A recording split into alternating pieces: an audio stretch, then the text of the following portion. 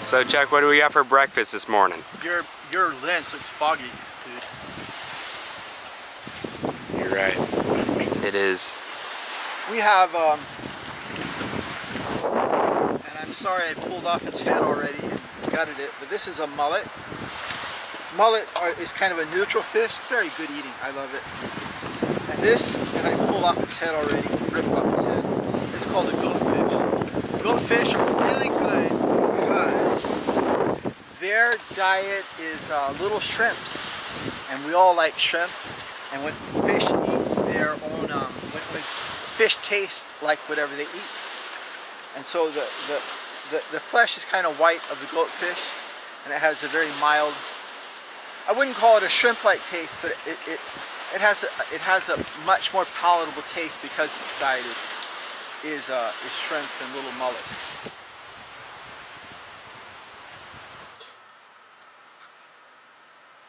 Ah, breakfast is served.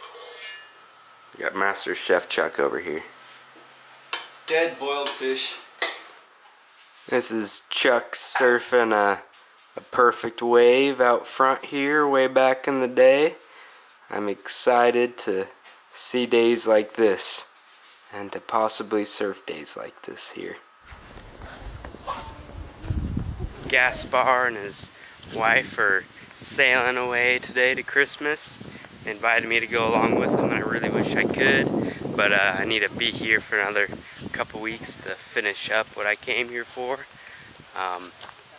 Yeah, we're going to Tyrone's house for a good old 420. Yeehaw. So they'd like to heat up the peace pipe. One last time. Yeah. This is the super last. And also, we have a plan with Emilia. She's going to stay here when I leave with the boat, so... It's a beautiful shot. Okay. Okay. You know, a captain need a shot before to leave. Yeah, Captain needs his 420 before sailing off into the sunset.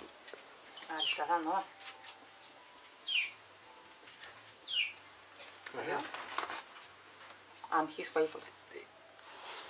We'll see you. Yeah, next time. woohoo. For everything, eh? No worries. So, Yeah, man. They're leaving. Pura vida infinite. Goodbye.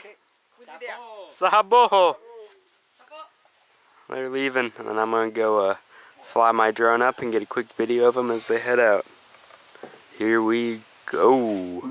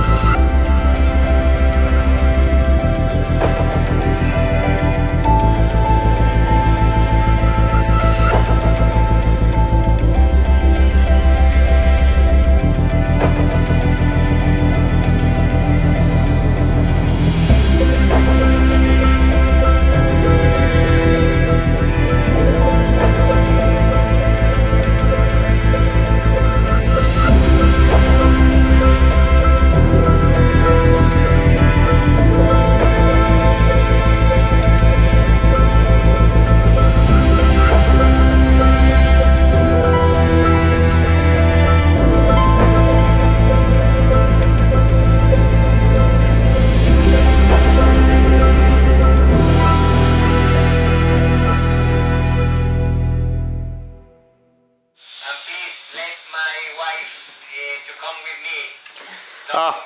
say it for you guys. And it's awesome, man. I'm here outside with the dolphins, and believe me, they are two of them jumping and one of them in the bow. I am one nut, just one nut. In the bow, switched up, watching to me and throwing bubbles like totally connected. So Wow. I was thinking to have a swim. Anyway, thanks very much. I hope to see you soon and we keep in touch. Bye bye. Bye bye. Bye-bye, Gaspar. It was awesome meeting you, man. Have fun swimming with the dolphins. I got some really good videos of you, I think, and Chuck and I had a great time with you. We'll get together again someday, hopefully somewhat soon, and a 420 once again, because that's always good to do. Okay, Camel, thanks to you. We'll see you in Tuamotus. We'll be there if you want to see us. Write an email.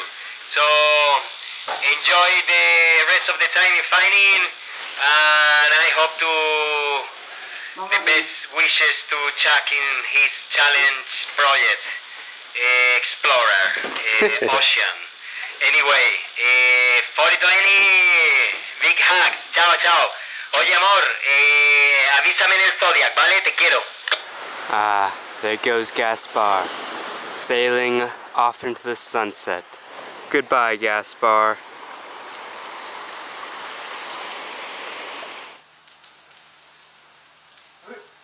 I can't remember having any interaction with the first group of fishermen.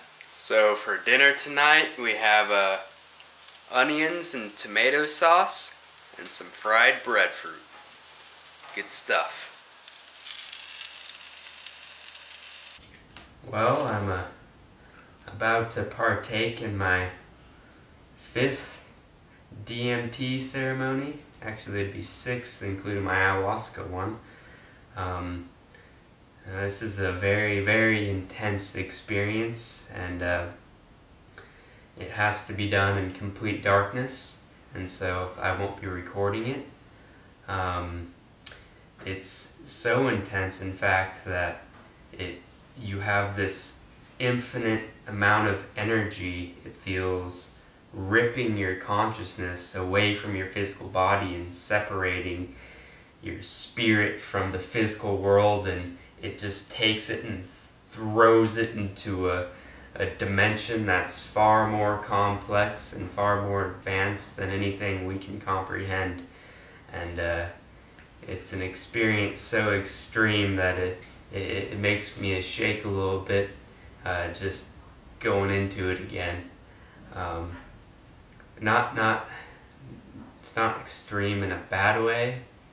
It's extreme in an extreme way, like you're about to go base jumping or something like that, you know? So, yep, here we go again.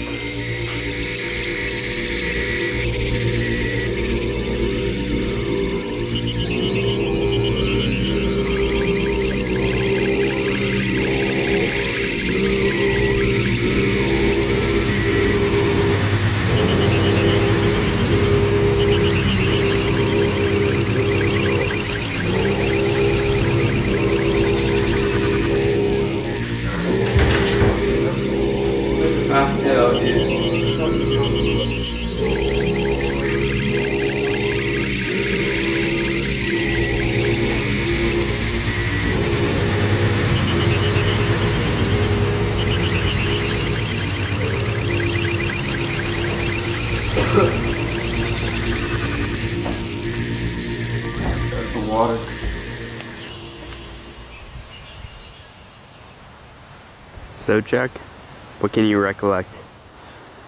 I decided to stay close by, and good thing I did. First of all, there's still plenty of smoke in it, so I tried to give you a third one, but you did. As you went in, after the light went off, you said, "Fuck."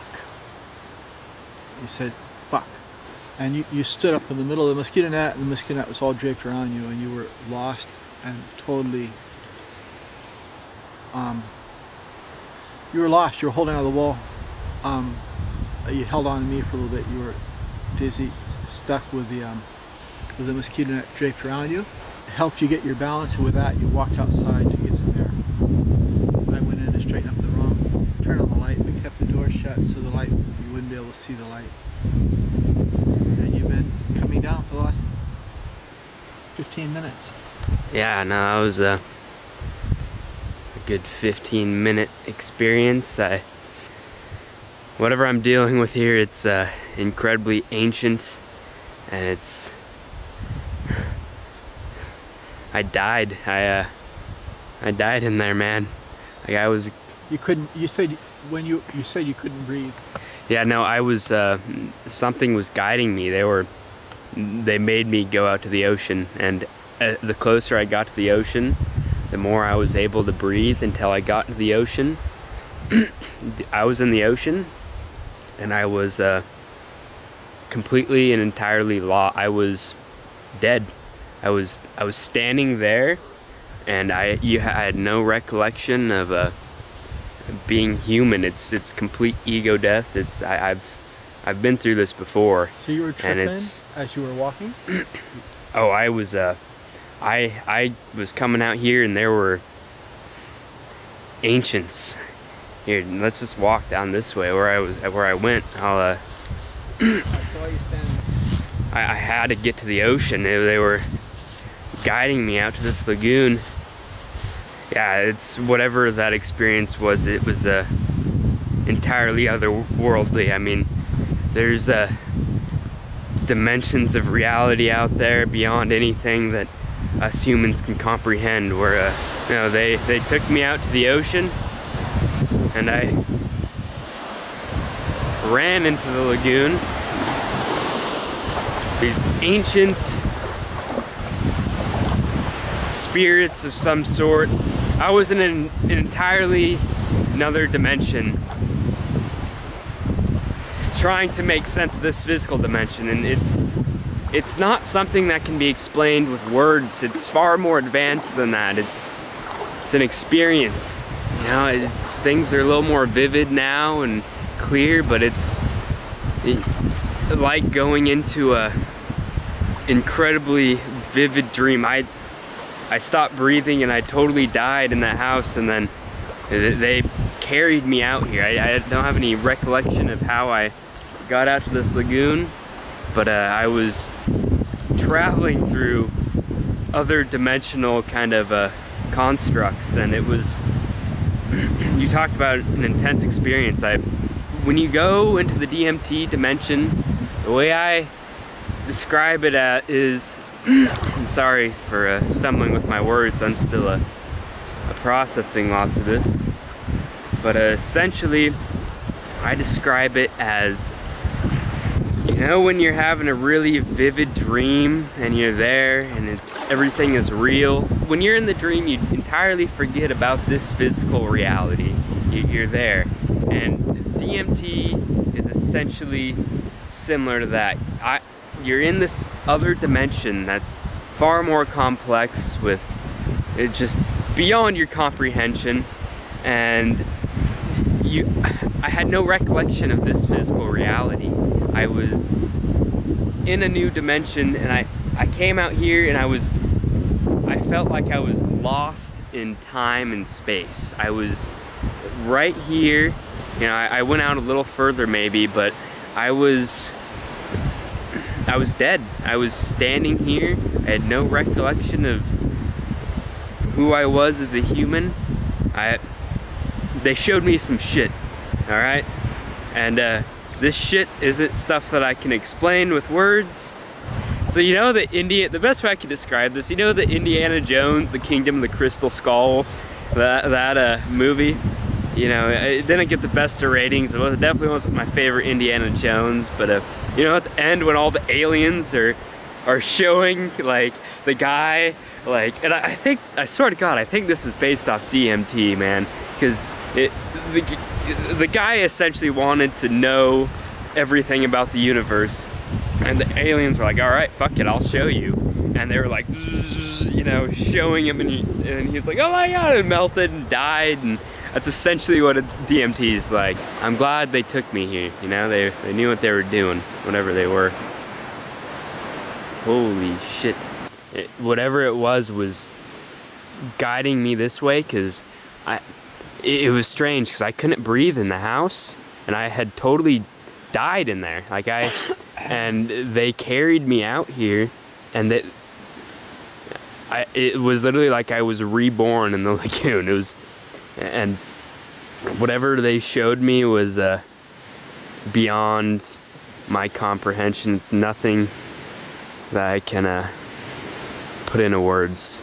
It's just one of those experiences that was had, and that I'm gonna carry on with me. Maybe it'll, and Terrence McKenna was right when he said, when you go there, all you can think to yourself is, I've really done it this time. I was there, and I swear I walked out in the lagoon, and I thought to myself, I'm like, I'm dead. Like I honest to God, I was looking around, and just in an entirely new dimension, floating in this lagoon, and it felt like I was lost in this primordial fluid of just, that's enough to destroy belief systems, that's enough to crumple religion, that's enough to put an end to the fucked up world that we're in terms of belief and culture. That's the way I see DMT. I'm not sure how I see it yet, but I'm interested in your well articulated statements and things.